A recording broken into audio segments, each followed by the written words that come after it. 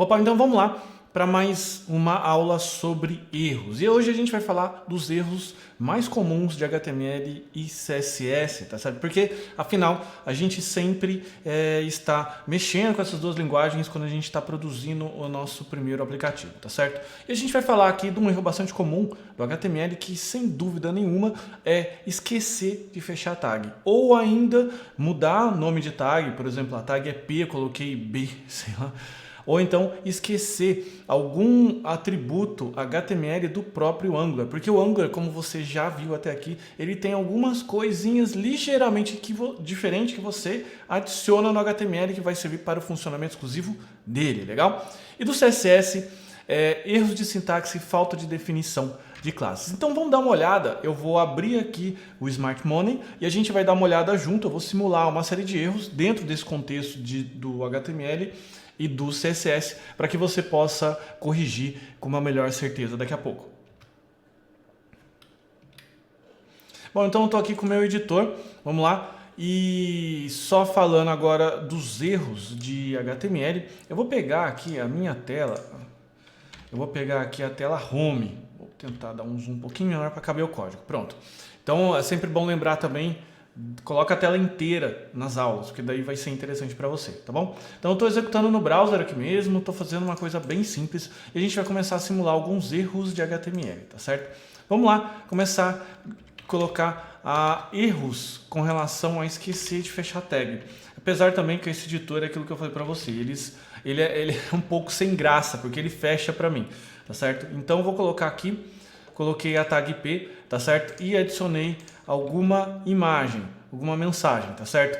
O que acontece? Você pode estar vendo aqui, tá? Que é interessante esse tipo de erro. Esse é o tipo de erro que basicamente é um erro lógico de HTML. Como que você esqueceu de fechar a tag P, por exemplo, de parágrafo? O browser, o navegador fechou sozinho para você.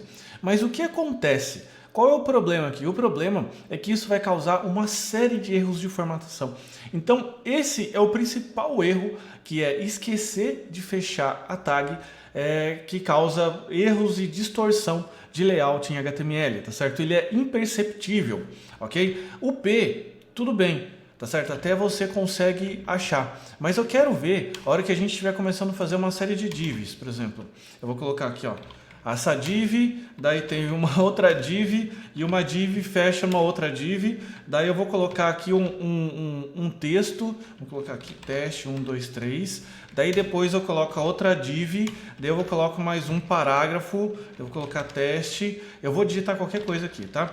Simulando um possível texto. Então o que acontece? Por exemplo, ele está essa série de informações aqui. Só que por um acaso, se eu esquecer de fechar essa div, ele me avisa, ele dá esse erro, tá certo? Mas ele pode inclusive compilar e dar problema. Então assim, no geral, sempre fique atento, tá, a fechamentos de div, fechamentos de parágrafo, fechamentos de todas as tags, ok? Quando uma tag ela não possui um fechamento, né? Por exemplo, a tag BR ela não possui fechamento, então é interessante você fechar na própria tag, como você já sabe que funciona no HTML. Bacana? Então isso aqui são orientações gerais do HTML e é claro também aquilo que eu comentei já com você. Por exemplo, você vai colocar alguma informação, você esqueceu de colocar, colocou assim, né? Clique.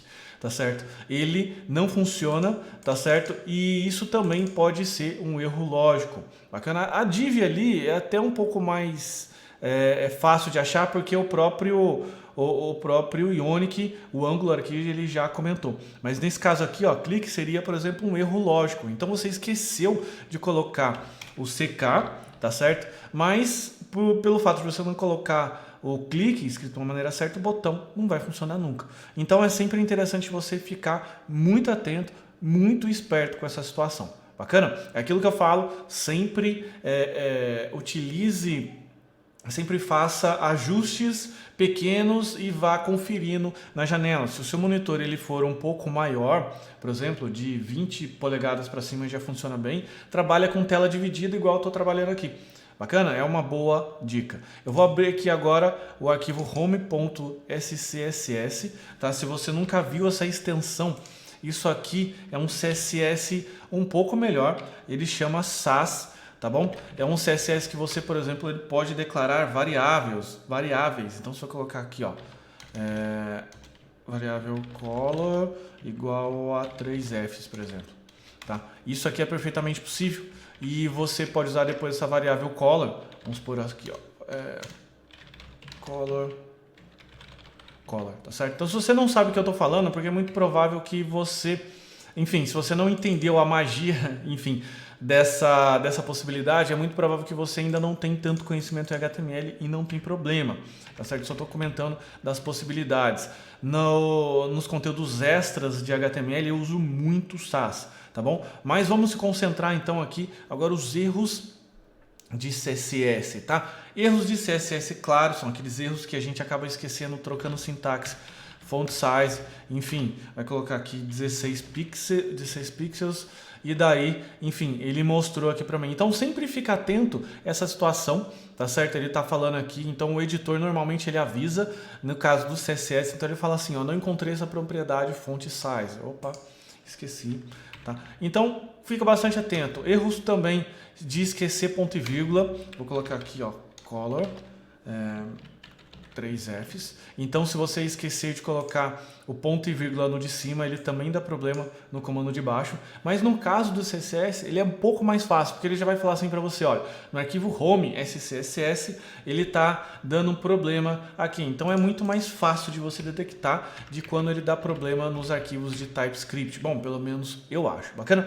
Então, esse é uma geral bem rápida dos tipos de erro bastante comuns que você pode encontrar quando você vai trabalhar com HTML e CSS. Bacana? Então vou ficando por aqui e na próxima aula a gente vai mergulhar um pouco mais fundo nas possibilidades de debug em aplicações e arquivos e classes TypeScript. Bacana? Então a gente se vê na próxima aula. Um abraço. Tchau, tchau.